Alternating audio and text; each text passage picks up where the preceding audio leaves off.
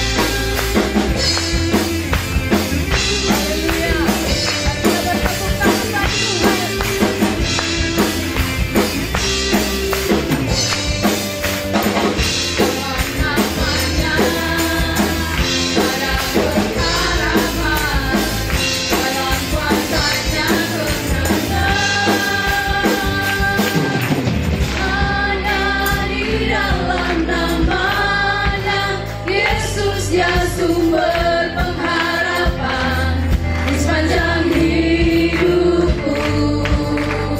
Hanya di dalam kuasa-Nya pasti tersedia.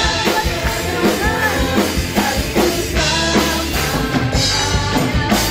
Hanya di dalam nama-Nya Yesus, Dia sumber pengharapan di sepanjang hidupku. Hanya di dalam kuasa-Nya pasti tersedia kemenangan bagiku selama-lamanya.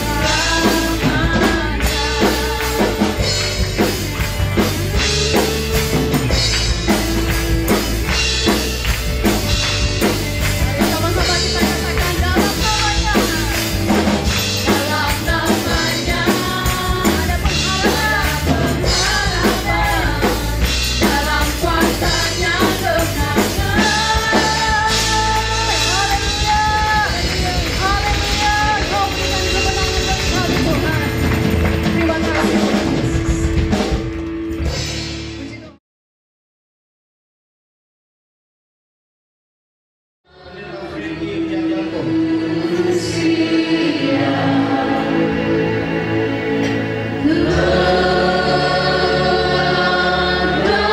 Yang ketiga, Ketua Panitia Natal GPI Siloam Ministry.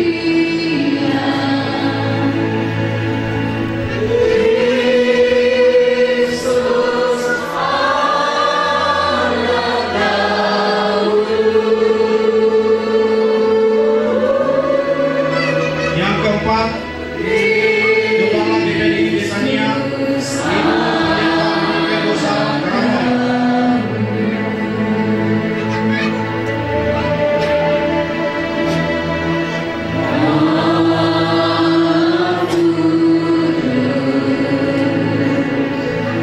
Yang kelima, Kepala GPI Nusa Tenggara Bapak Pendeta Daniel Kemana.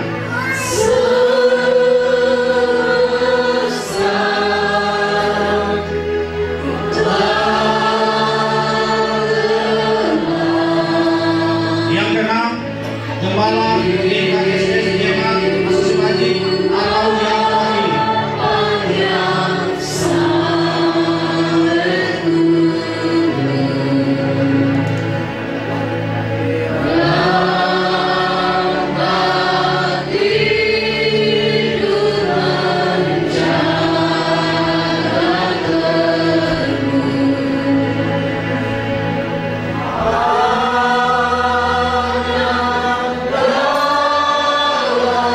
Yang ketujuh, mewakili Jemaat Katolik Selayar.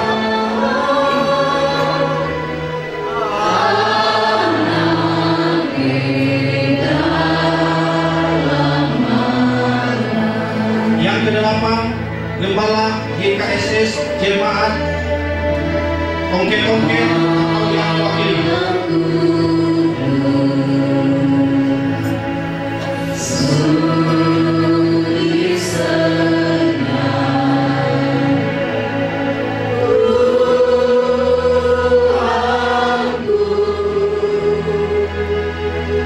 Yang kesembilan, Kepala GKSS Jemaat Paurea atau yang mewakili.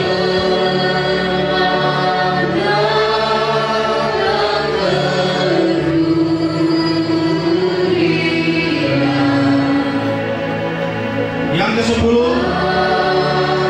Kepala GKSS Jemaat Korea atau yang mewakili.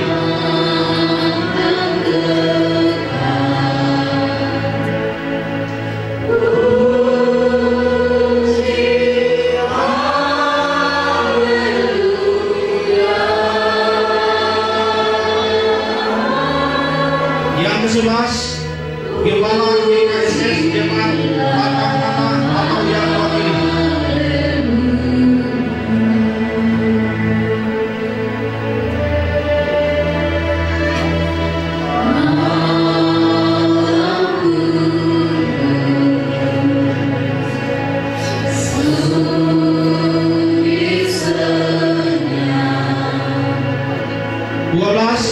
Kepala Engkau yang mewakili.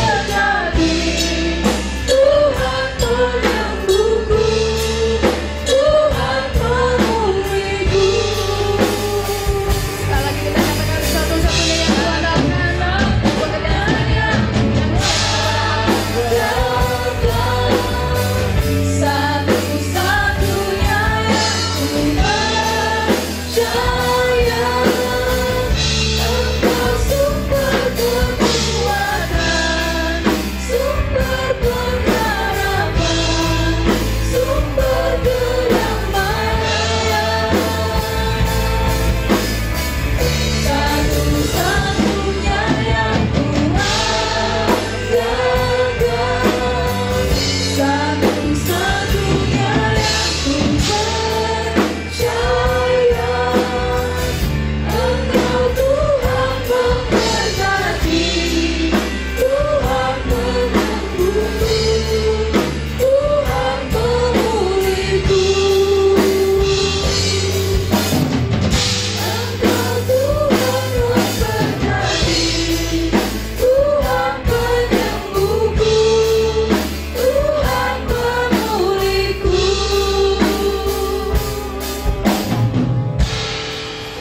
Terima kasih Tuhan, kami bersyukur malam hari ini kembali kami bisa bersama berkumpul Tuhan untuk merayakan Natal. Dan kami percaya Bapa, biarlah firman-Mu malam hari ini Tuhan bisa Tuhan menguatkan setiap kami. Firman-Mu bisa menjadi penuntun senantiasa dalam hidup kami Tuhan. Urapi hamba-Mu, berkati kami semua.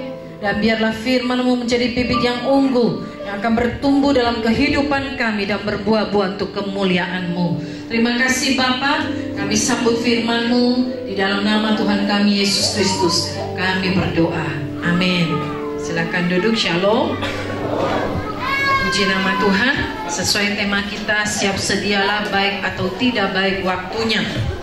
Kalau kita membaca dalam satu pasal atau satu perikop yang dituliskan dalam 2 Timotius 4 oleh Rasul Paulus, maka kita mendapati bahwa dia sedang berbicara tentang panggilan untuk melayani Tuhan.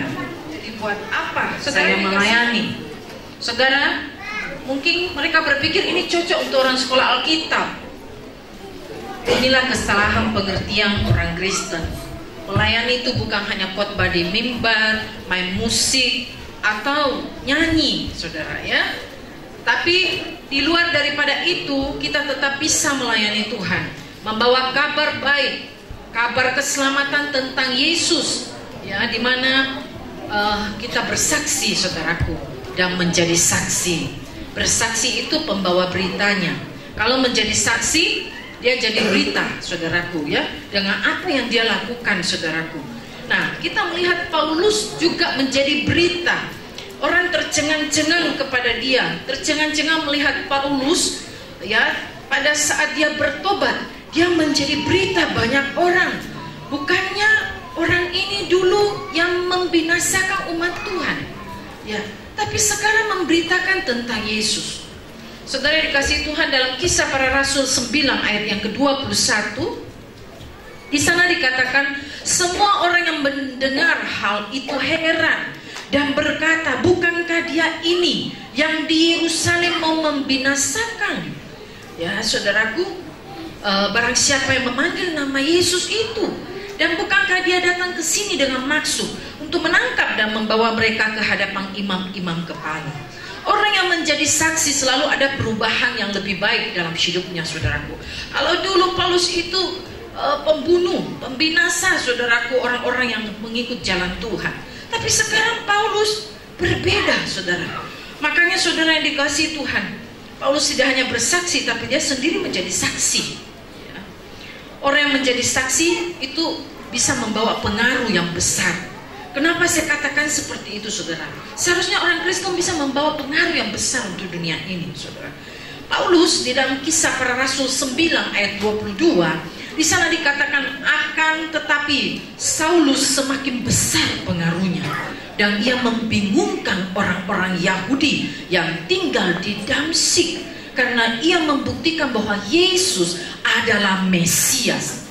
Saudara, jadi kita melihat bahwa Paulus yang tadinya, saudaraku, membunuh, membinasakan orang percaya, justru sekarang ini membawa pengaruh yang besar oleh pemberitaannya. Nah, kenapa kita jadi berita? Karena kita bisa hidup berubah ke arah semakin baik seperti Rasul Paulus. Maka itu menjadi bahan pembicaraan, ya, dituliskan dalam 2 Korintus 3 ayat yang kedua tentang surat yang dapat dibaca. Paulus katakan orang Kristen itu seperti surat yang terbuka, bisa dibaca oleh setiap orang, saudaraku. Makanya Paulus dibaca pada saat itu, ya, pada saat dia mulai melayani Tuhan, hidupnya ya menjadi satu titik balik, saudara. Dan dia menjadi perhatian dunia. Tentang surat yang dibaca ini Paulus katakan, saudaraku, jadi memang sudah lain, mereknya bukan dunia lagi, sudah Kristus, saudaraku. Karena itu Paulus berkata dalam Galatia 2 ayat 20, namun aku hidup, tetapi bukan lagi aku yang hidup sendiri, ya, tetapi Kristus hidup di dalam aku. Artinya semua orang bisa melihat Kristus itu di dalam dia, bisa dibaca, saudara. Dan hidupku yang kuhidupi sekarang ini di dalam daging adalah hidup oleh iman dalam anak Allah yang telah mengasihi aku dan menyerahkan dirinya untuk aku. Saudara, ini berita yang luar biasa, ya. Dan saudara, kalau tadi saya katakan, ya, kita melayani bagaimana bersaksi menjadi saksi, ya. Kalau Paulus menjadi bahan berita, maka isi berita dari Rasul Paulus itu, kalau orang melihat Paulus adalah Yesus Kristus, ya, saudara. Makanya isi berita kita, ibu-ibu jangan gosip terus, ya. Ketemu saudaraku, tapi isi beritanya, mari ada kabar keselamatan, ya, saudara. Nah, karena pada dasarnya Tuhan memanggil kita bukan hanya untuk percaya kepadanya, firman Tuhan tuliskan, tetapi juga untuk melayani dia, ya. Ingat pada saat kita dilahirkan kembali, Tuhan itu sudah jadi Bapa kita, ya. Kita dilahirkan bukan oleh benih yang fana, kata firman Allah, ya. Jadi karena itu sejak kita dilahirkan baru, Yesus Kristus menjadi Bapa kita dan kita menjadi anak. Jadi sejak itu juga kita mulai mempunyai keluarga baru, namanya gereja, ya, saudara. Makanya gereja dikatakan second home, ya, keluarga kedua kita. Nah, sekarang saya mau tanya, adakah anak yang tidak pernah melayani orang tuanya? Saudara, sejahat-jahatnya seorang anak, dia pasti pernah melayani orang tuanya, ya.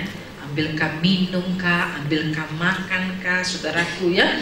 Ataukah mungkin saudaraku, ya, dia juga bisa membantu orang tuanya. Saudara, Tuhan juga ingin kita bisa bekerja di rumahnya, saudaraku, ya. Kita punya keluarga baru, yaitu gereja. Semakin seseorang dewasa di dalam Tuhan, dia semakin mengerti apa yang akan dia kerjakan. Dia harus bantu apa, saudaraku. Dia lebih peka melihat situasi dalam rumahnya.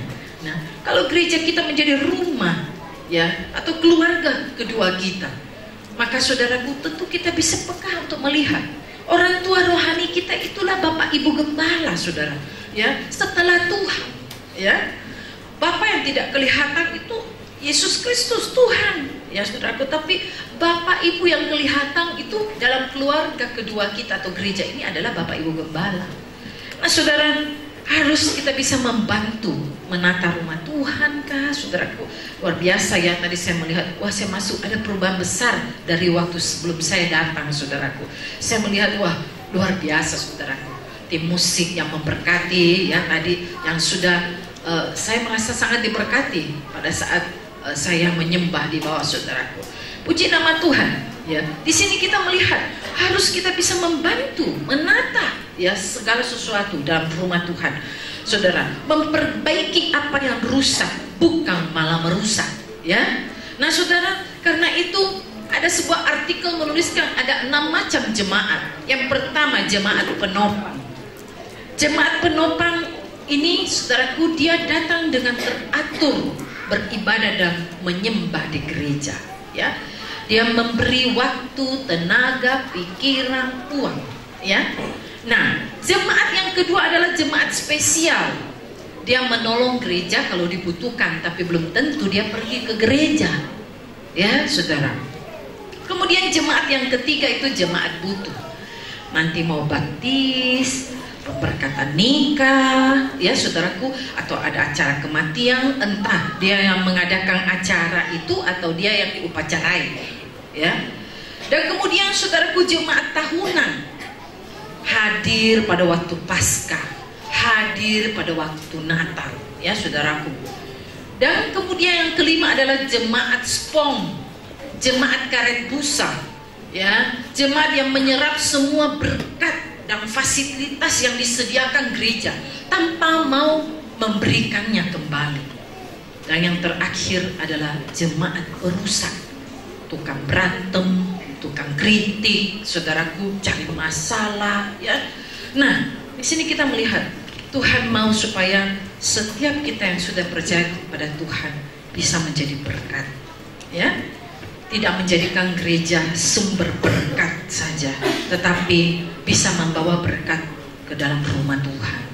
Saudara yang dikasihi Tuhan, sebagai gambaran di dunia anak yang sudah dewasa dan mandiri, dia bisa bekerja sendiri, bahkan tidak usah didorong, saudaraku, ya. Dia bisa menjadi berkat dan dia bisa membawa berkat ke rumahnya. Dulu di masa saya kecil, saya punya teman yang miskin, saudaraku, ya. Dan berjalannya waktu, dia semakin dewasa, akhirnya dia bekerja. Saat itu dia dapat menjadi berkat. Dia mulai bisa memberkati orang tuanya. Dia mulai belajar terbeban untuk kebutuhan mereka. Dan kemudian dia mulai belajar memperhatikan apa yang dibutuhkan oleh rumahnya, saudaraku, ya. Dia mulai memperbaiki, ya, saudaraku, dari sebagian hasil pekerjaan usahanya. Dan saudaraku, dia memperbaiki apa yang rusak dan sebagainya. Karena itu, saudaraku, firman Tuhan mengajarkan kita siap sedialah, ya, dalam segala waktu, baik atau tidak baik. Saudara, beritakanlah Injil, Paulus katakan, ya, di kata pertama. Nah, jadi siap dalam hal apa saja? Yang pertama adalah siap melayani. Saudara, saya percaya sebagian besar dari kita adalah orang yang sudah lama percaya Tuhan, bukan baru, ya. Nah, jadi ambil contoh dari Maria. Pada saat kita membaca, saudaraku, Maria itu, ya, tidak pernah tahu bahwa dia akan dipilih dan dipakai Tuhan untuk melahirkan, dipakai untuk melahirkan juru selamat, saudara, ya. Coba kalau dia sudah tahu, dia pasti tidak pacaran dengan Yusuf, apalagi sudah tunangan, saudara, ya. Pasti dia tidak akan, ya, melakukan hal itu. Tapi dia tidak tahu menahu, saudara, ya. Tidak ada juga tanda-tanda buat dia. Tidak ada nubuatan jauh sebelumnya. Yang jelas nubuatan itu tentang juru selamat hanya dikatakan lahir dari keturunan Daud. Itu saja, saudaraku, ya. Tapi dia tidak dikatakan di sana, ya, dia akan dilahirkan oleh memang seorang perawan, tapi namanya jelas dari keluarga mana, tidak ada.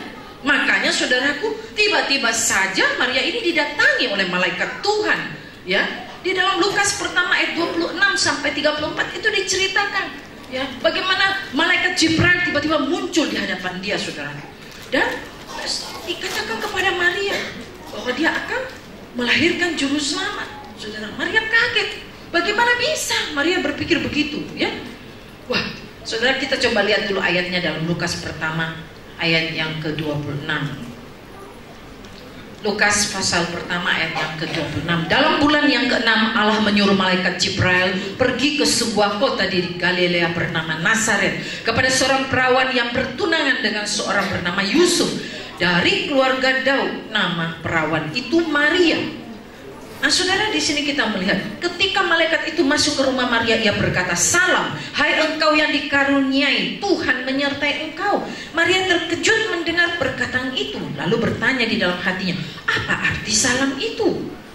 Kata malaikat itu kepadanya, "Jangan takut, hai Maria, sebab engkau beroleh kasih karunia di hadapan Allah. Sesungguhnya engkau akan mengandung dan melahirkan seorang anak laki-laki, dan hendaklah engkau menamai dia Yesus. Ia akan menjadi besar dan akan disebut anak Allah yang maha tinggi, dan Tuhan Allah akan mengaruniakan kepadanya tahta Daud bapa leluhurnya." Saudara yang dikasihi Tuhan, di sini kita melihat kalau Tuhan mau pakai seseorang untuk melayani dia, Tuhan itu tidak pernah melihat bagaimana keadaannya pada saat itu dan atau apapun latar belakangnya. Seperti Paulus, tiba-tiba dipanggil Tuhan dalam saat kondisi dia mau pergi membinasakan orang-orang percaya kepada Yesus, saudaraku, yang mengikuti Tuhan. Sama dengan Maria, saudara. Jadi tidak ada seorang pun yang bisa protes Tuhan mau pakai siapa, saudaraku. Maria, kalau kita pikir-pikir, kenapa Tuhan tidak cari saja perawan yang belum punya pacar, yang belum tunangan, ya? Kenapa harus Maria, saudara? Perhatikan Maria, dia bukan menolak, ya? Dia hanya bingung pada saat itu. Mungkinkah seorang bisa hamil tanpa seorang wanita bisa hamil tanpa seorang pria? Tetapi malaikat Jibril berkata kepada dia, Roh Kudus akan turun ke atas kamu. Kamu akan mengandung oleh Roh Kudus, ya. Nah, saudara, waktu Tuhan mau pilih dan pakai kita, mungkin kondisi kita saat itu seperti tidak memungkinkan. Apalagi dikatakan mendapat kasih karunia untuk tugas itu. Coba Maria dikatakan apa? Engkau beroleh kasih karunia. Ya saudara, pasti malaikat pikir, Maria akan berpikir kasih karunia. Ya. Tapi di sini kita melihat bahwa Maria itu respon. Ya, bagi orang yang tidak respon, pasti dia akan bilang begini, gawat. Ya, kok tiba-tiba saya harus hamil, ya? Tapi firman Tuhan menuliskan Maria, dia mendengar dengan baik apa maunya Tuhan atas dirinya, bukan apa maunya dia sendiri, saudara. Karena itu orang-orang yang mau dipakai Tuhan juga seperti itu. Kita harus mengerti apa yang Tuhan mau dalam hidup kita, bukan apa yang kita mau, saudara. Banyak mendengar itu jauh lebih baik, ya. Sama dengan Maria, dia respon dengan cepat, dia tanggap, ya. Kalau Tuhan itu mau memakai dia, saudara, walau kendala pasti ada, saudara, ya. Akhirnya respon Maria yang baik ini, saudara, walau dia harus menghadapi, ya, berbagai macam kendala pada saat itu, tapi terbukti dari jawabannya dalam Lukas pertama ayat yang ke-38. Mari kita lihat apa yang dijawab oleh Maria setelah dia dijelaskan, ya. Kata Maria, sesungguhnya aku ini adalah hamba Tuhan, jadilah padaku menurut perkataanmu itu. Lalu malaikat itu meninggalkan dia. Saudara dikasih Tuhan, yang saya heran kenapa, saudaraku, Tuhan memakai orang biasa seperti Maria. Kok tidak pakai misalnya keturunan kaum Lewi kah, orang-orang yang sudah istri para imam kah, yang mungkin mandul tidak punya anak. Tapi kok Tuhan memilih seseorang yang jauh dalam pikiran manusia. Nah, di sini kita melihat, saya percaya saudaraku, firman Tuhan mengatakan dalam perjanjian baru ini, saudaraku, ya, sekarang ini Tuhan memilih kita semua, tidak dipilih-pilih lagi, ya saudaraku. Siapapun Tuhan mau pakai, yang penting respon, ya. Kalau kita punya respon yang baik seperti Maria, maka terjadilah sesuai kehendak Tuhan, ya. Nah, saudara yang dikasih Tuhan, jangan seperti Yunus disuruh melayani Niniwe, malah dia pergi ke Tarsis. Saudara, ada orang gitu disuruh kerja apa, ya, saudara, malah dia bikin yang lain, ya.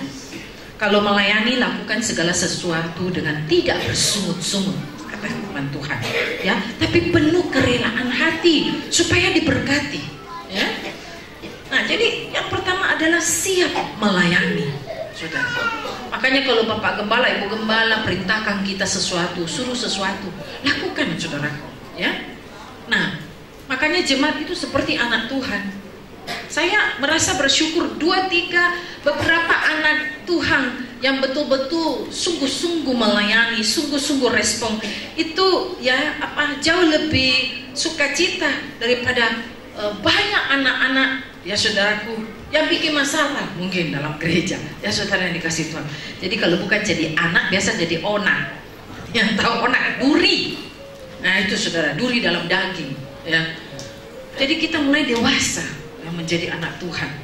Saudara, saya terus mengajarkan jemaat seperti itu, ya. Kenapa saudaraku? Memang itu tidak jauh beda, ya, onak dengan anak. Tapi Tuhan sudah memanggil kita semua supaya kita benar-benar respon dengan panggilan Tuhan. Kita dipanggil, bukan hanya dipanggil begitu saja, dipilih, saudara, ya, dan dipakai. Ini harus terjadi ketiga-tiganya. Jangan hanya dipanggil saja, saudaraku, ya, tidak dipilih, tidak dipakai. Ya, sia-sia kita menjadi orang percaya, ya saudara. Jadi kita melihat Yang kedua, saudaraku, siap dalam peperangan rohani. Ya saudara, di sini kita harus siap. Karena itu firman Tuhan mengajarkan kita bahwa dunia ini adalah peperangan, medan peperangan kita. Ya. Zaman dahulu orang itu berperang, musuhnya itu manusia.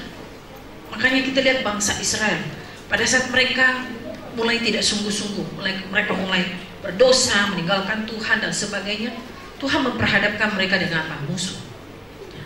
Untuk menyerang mereka, ya. Untuk menekan mereka, sampai mereka sudah terjepit, tidak bisa apa-apa. Mereka mulai berteriak, mulai panggil Tuhan lagi, minta pertolongan. Ya. Di sana mulai itu tangan Tuhan turun lagi untuk menolong mereka. Saudara, ya, kita harus siap sebagai orang percaya. Ya. Karena peperangan di hari-hari ini terlalu dahsyat, saudara. Ya. Jadi tidak heran bahwa kita memang masuk dalam satu medan peperangan, ya, untuk melawan roh-roh jahat. Dikatakan sekarang musuh kita bukan lagi manusia, dikatakan ya, roh-roh jahat yang bisa memakai situasi, bisa memakai manusia, saudaraku, yang kadang tanpa kita sadari kita diambilkan kepada seperti dalam masa lalu, ya, seakan-akan musuh kita itu manusia, dan dengan mudah iblis bisa menjatuhkan orang percaya. Nah saudara yang dikasih Tuhan, jadi kita harus siap, saudaraku ya. Setiap saat ada saja serangan, ada saja ujian, ada saja cobaan yang datang dalam hidup kita. Saya membaca sebuah artikel, ada seorang veteran pasukan khusus Angkatan Laut Amerika, ya, dengan pengalaman 14 tahun, dia menggambarkan satu sistem kode dengan warna yang dia gunakan untuk menunjukkan tingkat kesiapan perang, saudara ya. Dan tingkat-tingkat peperangan rohani ini juga mungkin bisa seperti gambaran itu. Nah, jadi dia buat begini, kondisi warna putih. Putih itu adalah serdadu yang sedang santai, ya, dan melamun. Dia tidak waspada akan keadaan sekelilingnya, ya. Orang Kristen dalam keadaan semacam itu merupakan mangsa yang empuk bagi iblis, ya. Kemudian warna kedua adalah kuning, dan serdadu yang sedang santai secara fisik, tetapi dia waspada secara mental, ya. Orang percaya dalam kondisi ini dapat merasakan masalah yang datang, tetapi dia tidak siap menghadapinya, saudara. Ya. Kemudian kondisi yang ketiga warna jingga, ya. Serdadu yang siap secara fisik, waspada secara mental, dan siap untuk berperang. Nah, orang percaya dalam tingkat ini dia sudah mengenakan seluruh selengkap senjata Allah, ya. Dan kemudian warna yang terakhir itu adalah merah. Dia buat merah seperti dalam kondisi jingga, tetapi ada sedikit berbeda. Serdadu yang siap untuk berperang, ya. Dan perbedaannya adalah dalam pengalaman. Seorang Kristen yang terbiasa berperang, dia segera mengetahui apa yang harus dia lakukan karena pengalaman dan keakrabannya dengan Tuhan, saudara, hubungannya dengan Tuhan. Jadi di sini kita melihat bahwa dimanapun kita sebagai pengikut Kristus berada, di pekerjaan, dalam perjalanan bisnis, ya, bahkan di antara sesama orang percaya, kita perlu mengetahui cara-cara setan dan bersiap untuk bertahan. Ya. Tampaknya, ya, seringkali serangan itu, ya, bisa datang tiba-tiba, jadi kita tidak bisa lengah, ya. Harus waspada selalu dengan bersenjata selengkap senjata Allah. Nah, saudara yang dikasih Tuhan, yang ketiga adalah siap menanti kedatangan Tuhan yang kedua kali. Saudara yang dikasih Tuhan, dalam Lukas 12 ayat 40 dikatakan, hendaklah kamu juga siap sedia, karena anak manusia datang pada saat yang tidak kamu sangkakan. Kenapa Yesus memberi perumpamaan tentang 5 gadis bijaksana dan 5 gadis yang bodoh? Ya saudara, dua-dua bawa pelita, tapi satu tidak ada persiapan minyak, ya. sedikit saja, saudaraku. Dia malas ya melakukan persiapan. Dia tidak pergi beli minyak, saudaraku. Dia tidak isi penuh ya, dengan minyak pelitanya ini. Karena gambaran Yesus tentang mempelai ini, zaman dahulu orang menikah itu begitu, saudara, belum ada listrik. Jadi pakai lampu pelita yang isi minyak itu. Dan perjalanan ya jauh, saudaraku, dulu belum ada handphone, saudara. Ya sekarang enak, saya sudah di jalan ini, sudah dekat gereja, saudaraku ya. Atau waktu mau menyambut mempelai wanita itu ada kontek-kontekan begitu. Dulu tidak ada, saudara. Di samping perjalanan jauh, jarak yang jauh, menunggu juga lama, saudara. Itu harus membutuhkan kesabaran, menunggu mempelai pria itu datang. Begitulah juga kehidupan orang percaya yang digambarkan dalam firman Tuhan. Yesus berkata dia mempelai pria. Gereja atau jemaat Tuhan, umat Tuhan itu mempelai wanita yang akan nanti datang dijemput. Makanya itu siap sedia, saudara ya. Nah, di zaman dahulu mereka harus siap minyak yang cukup penuh. Kalau pelitanya, saudaraku, minyaknya sedikit, waktu mempelai itu datang padam lampunya, saudara ya. Makanya waktu padam, mereka baru mau pergi buru-buru mencari minyak. Dia minta ke temannya katakan tidak bisa, nanti tidak cukup untuk kami. Jadi mereka terpaksa pergi membeli minyak. Mempelai pas datang, langsung masuk ke ruang perjamuan, ruang pesta. Nah, saudara dikasih Tuhan, ini juga berbicara hubungan kita dengan Tuhan. Harus ada urapan di dalam hidup kita, siap sedia dalam kondisi yang layak bagi Tuhan, ya saudara. Makanya kalau mempelai wanita itu tunggu mempelai pria, dia tidak jalan kanan kiri sembarangan bikin apa, tidak, saudaraku ya. Dia betul-betul fokus. Ya. Tunggu mempelai pria itu datang menjemput dia, saudara, sambil menjaga pakaiannya dalam kondisi yang bersih, ya. Ada mempelai pria, kemudian menyambut mempelai wanita, tiba-tiba bajunya sudah tertumpah kopi, begitu. Ya saudara, tidak ada seperti itu. Dia menjaga, saudaraku, sehingga pada saat mempelai pria datang, wah, dia mendapati mempelai wanitanya cantik, layak menjadi pendampingnya, saudara. Nah, begitulah juga Tuhan. Dia menginginkan gerejanya siap sedia, saudara. Ya. Sekarang ini kita melihat alam apa dan sebagainya, banyak keanehan-keanehan yang orang kaitkan, oh Tuhan sudah mau datang. Saudara, sebetulnya orang percaya tidak usah terlalu panik dengan kedatangan Tuhan, karena kita sudah tahu, sudah diberitahukan dalam firman Tuhan jauh sebelumnya, beribu tahun yang lalu, saudaraku. Jadi kita orang percaya adalah orang yang paling berbahagia. Kenapa? Ya, kita tidak bingung ya dengan kiamat, Tuhan mau datang dan sebagainya. Tapi kasihan bagi orang-orang yang tidak mengenal Tuhan, tidak percaya kepada Tuhan. Mereka panik. Apa ini? Apa ini?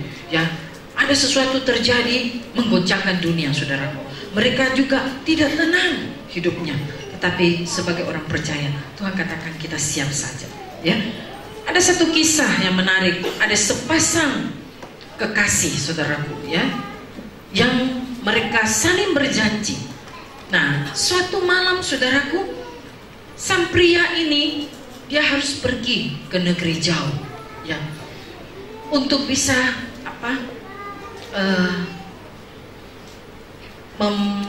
melanjutkan dia punya cita-cita supaya dia bisa berhasil. Karena itu mereka akan berpisah, saudaraku. Jadi suatu malam mereka ada di sebuah pantai. Di situ mereka membakar kayu bakar, ya, membuat api unggun, dan kemudian sepasang kekasih ini mereka dua-dua menyanyikan sebuah lagu cinta yang mereka memang sukai, ya, yang menjadi lagu favorit mereka.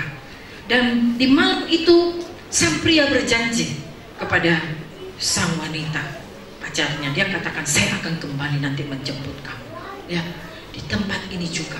Ya, jadi dia akan berlayar pergi jauh nantinya. Karena itu mereka menyanyikan lagu favorit mereka. Mereka menyanyikan lagu favorit mereka, ya. Dan kemudian setelah itu sang pria mulai pamitan kepada sang gadis ini, kekasihnya, pacarnya, dan dia katakan, kamu tunggu ya, dan jangan lupa dengan janji kita berdua. engkau harus sering ya ke tempat ini, menyalakan api unggun, menanti saya, menunggu saya akan kembali untuk menjemput engkau ya. Nah, jadi dia harus pergi untuk bisa memburu cita-citanya. Dan akhirnya setelah mereka sudah menyanyikan lagu, mereka sudah berjanji, sang pria ini naik kapal dan dia pergi berlalu dan menghilang dalam kegelapan. Pulanglah sang wanita itu. Besok dia datang ke pantai itu. Dia mulai menyalakan kayu bakar dan dia mulai menyanyikan lagu favorit mereka sambil melihat dalam kegelapan. Ya saudara, biasanya ini sebuah gambaran. Kadang orang percaya bilang ini, masa sih kalau kita gadis ini yang pasti berpikir begini, kan dia pergi masih lama, nggak tahu kapan pulang, nggak usah dulu lah cepat-cepat ke pantai ya untuk menyalakan itu kayu bakar dan menanti. Dia kan baru pergi, kita tidak tahu, mungkin masih lama baru pulang ya. Tapi gadis ini ingat dengan janjinya, besok dia pergi ya saudara. Hari berganti hari, setiap hari dia pergi ke pantai itu, dia nyalakan api unggun. Dia mulai menyanyikan lagu cinta mereka berdua. Dia melihat dalam kegelapan, saudaraku ya. Dia menunggu, tidak ada. Ya, pria itu belum datang. Dia pulang lagi. Saudara, hari berlalu hari, bulan berganti, tahun berganti, saudaraku. Tidak kunjung tiba. Banyak teman-temannya berkata kepada dia begini, alah, pria itu pasti berbohong. Ya, lebih baik kamu kawin saja dengan orang lain, nikah saja, cari orang lain. Ya, sudah begitu lama, sekian lama kamu terus melakukan hal itu, dia tidak datang-datang juga. Saudara yang dikasih Tuhan, ini juga gambaran gereja Tuhan. Kadang-kadang orang bilang, dari dulu juga kita sering dengar katanya mau kiamat, Tuhan mau datang. Nah, tidak datang-datang Tuhannya. Saudara ya, kadang-kadang membuat kita punya rohani menjadi melemah. Iya ya saudara, tapi wanita ini tidak. Dia tetap berpegang teguh dengan janji itu. Dia percaya sang pria itu pasti datang, saudara, menjemput dia suatu hari. Dan saudara tahu, jejak waktu itu tersirat dari wajah wanita dan rambut wanita itu karena sudah mulai memutih, saudara. Tetapi setiap hari wanita itu masih kembali ke pantai itu. Suatu malam, saudara, setelah dia menyalakan api unggun, dia sudah menyanyikan lagu cinta itu dan dia sudah mulai memadamkan. Dia akan pulang. Tapi sayup-sayup terdengar, ya, ada dayuhan sebuah kapal dari jauh. Dan saudara dikasih Tuhan, karena api unggun ini tertiup angin daripada pantai yang kencang itu, saudara. Jadi dia meredup dan mati. Pada saat wanita ini mendengar ada dayuhan kapal dari arah jauh, dia menyalakan kembali kayu bakar itu.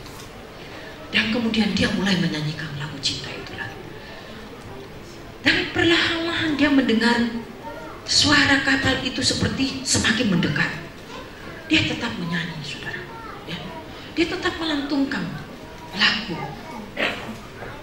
yang dia sukai itu bersama pacarnya. Dan saudara yang dikasih Tuhan, makin lama makin mendekat kapal itu. Dan di dalam kegelapan malam itu turunlah seorang pria yang juga sudah putih rambutnya. Dan pria itu berkata begini. Dia datang mendekat dan dia berkata, marilah, saya akan membawa engkau pergi ke suatu tempat, ke rumah yang saya sudah sediakan kepada engkau, rumah yang indah, di mana saya sudah berhasil dalam cita-cita saya, dan sekarang saya kembali untuk memanggil engkau dan menjemput engkau. Dan akhirnya mereka berdua pun naik kapal dan pergi. Saudara dikasih Tuhan, janji Tuhan ya dan amin, kata firman Tuhan. Manusia berjanji dia bisa mengingkari, tapi Tuhan berjanji dia pasti menggenapinya bagi kita. Saudara, karena itu siap menanti kedatangan Tuhan. Walaupun saudara dunia penuh masalah, ya, semua kondisi bisa melemahkan iman kita, tetapi satu hal kita harus bisa bertahan, ya, seperti kisah tadi. Yang ketiga adalah, saudaraku, kita siap sedia memberi pertanggungan jawab kepada sesama kita, ya, dengan pengharapan yang kita sudah terima di dalam Tuhan. 1 Petrus 3 ayat 15, ya saudara. Jadi kita harus bisa mempertanggungjawabkan, ya, pengharapan yang sudah kita terima dari Tuhan. Kadang-kadang ada orang percaya yang seperti tidak ada tanggung jawab, ya saudara. Menjadi orang percaya seperti tidak perlu memperlihatkan kepada dunia, ya, bahwa dia ini seorang percaya yang punya pertanggungjawaban, saudara. Ya. Jangan seperti itu. Kita harus betul-betul bisa mempertanggungjawabkan apa yang kita kerjakan, apa yang kita layani, saudaraku. Kalau sudah diberi tanggung jawab, kita harus bisa menyelesaikan dengan baik. Ya. Satu pertanggungjawaban itu harus ada di dalam kehidupan kita. Tidak menghilang begitu saja tanpa ada pertanggungjawaban. Ya, saudara dikasih Tuhan, ini sangat perlu. Makanya dikatakan dalam firman Tuhan, ya, harus siap sedia memberi pertanggungjawaban dengan pengharapan yang kita sudah terima ini. Saudara. Sebagai orang percaya dan anak-anak Tuhan, kerjanya harus lebih baik daripada orang dunia, orang yang tidak percaya kepada Tuhan, orang yang tidak beriman, saudara. Ya, ini penting. Kadang-kadang anak-anak Tuhan kerja di mana-mana, baik di perusahaan, saudaraku, ya, menghilang, tidak jelas, saudara.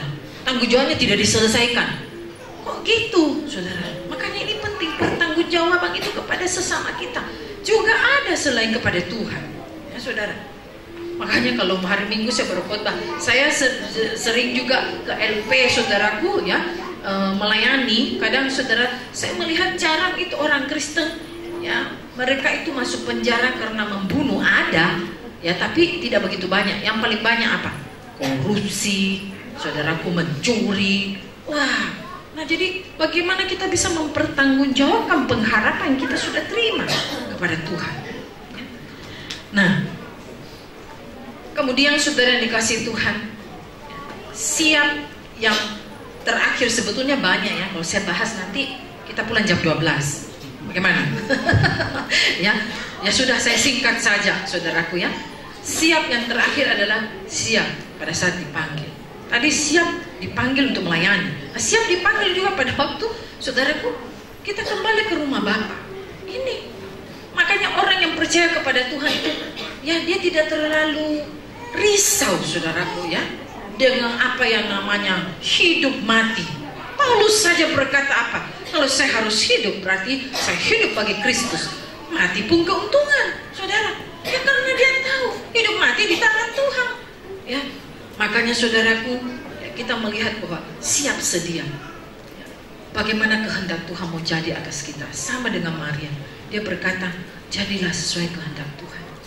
Ya, kalau memang Tuhan mau pakai dia, ya. Sama juga dengan kita semua anak-anak Tuhan. Kalau Tuhan mau pakai kita, ya, hidup kita, relakan hatimu untuk dipakai. Jangan bilang, aduh Pak Gembala, jangan dulu saya deh, pilih dulu orang lain, nanti saya tahun depan, saudara. Ya, kalau masih ada waktu, kalau masih Tuhan mau percayakan, ya saudara. Kalau kita sudah ditunjuk, dipilih dalam gereja, tolong ya kamu melayani ini, ya.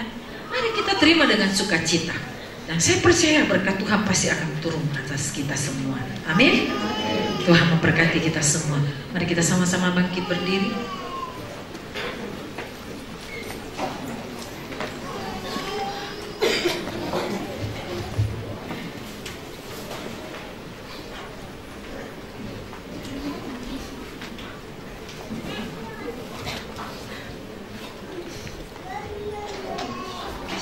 Sudahkah kita siap sedia menghadapi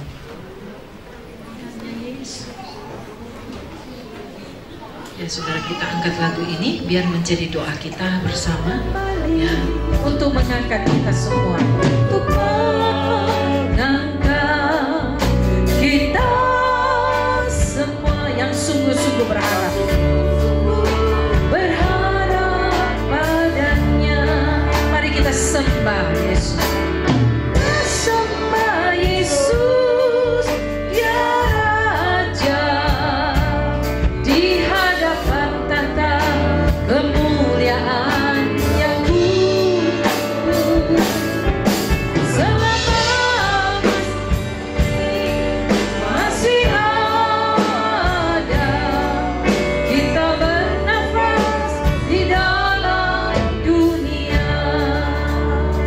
kita sembah Yesus. Mari kita sembah Yesus, ya Tuhan, di hadapan tahta kemuliaan yang selama masih ada. Masih ada, kita bernafas di dalam dunia. Mari kita sembah Yesus. Sembah Yesus, ya Raja, di hadapan tahta kemuliaan bagimu. Selama waktu ini masih ada, kita bernafas di dalam dunia. Bapak Ibu saudara-saudari yang dikasihi Tuhan, malam hari ini Tuhan sudah memanggil kita bersama-sama menjadi sebuah rumah, satu keluarga di dalam Tuhan. Mari kita mau melakukan sesuatu untuk Tuhan. Apa yang kita bisa berikan untuk Tuhan? Apa yang kita bisa lakukan untuk Tuhan? Tahun ini akan segera berakhir, saudara. Mari kita berpikir tahun ini sepertinya tidak ada sesuatu yang saya buat untuk Tuhan. Kalau kita masih diberi kesempatan tahun depan, mari kita mau melakukan sesuatu. Mari kita jangan tinggal diam. Kita harus yakin bahwa Tuhan memanggil kita. Pasti Tuhan punya rencana dalam hidup kita. Tuhan memanggil untuk memilih kita dan memakai hidup kita untuk kemuliaan bagi namanya, saudaraku. Kita mau respon dengan firman Allah. Karena itu lakukanlah. Kita mau membantu keluarga Allah, keluarga kita sendiri, yaitu gereja kita, komunitas kita, untuk lebih lagi. Bapak, malam hari ini hamba berdoa untuk sidang jemaat Tuhan di tempat ini, bahkan juga seluruh gereja-gereja yang ada di Selayar ini. Biar Selayar bangkit untuk Tuhan, Selayar dimenangkan untuk Tuhan. Kami percaya Tuhan, hujan pertobatan dicurahkan atas Selayar. Kami percaya Bapa, biar hadirat-Mu menjadi nyata, banyak jiwa dimenangkan. Terima kasih Bapa. Pakai semua Tuhan, pelayan-pelayan yang ada, hamba-hamba-Mu yang ada Tuhan. Urapi Tuhan, juga semua yang melayani Engkau malam ini Tuhan. Kembalikan urapan yang baru bagi mereka Tuhan. Biar hidup kami mempermuliakan Engkau. Terpuji-pujilah nama-Mu. Di dalam nama Tuhan Yesus Kristus, Tuhan Juru Selamat kami berdoa. Haleluya. Amin. Silakan duduk kembali.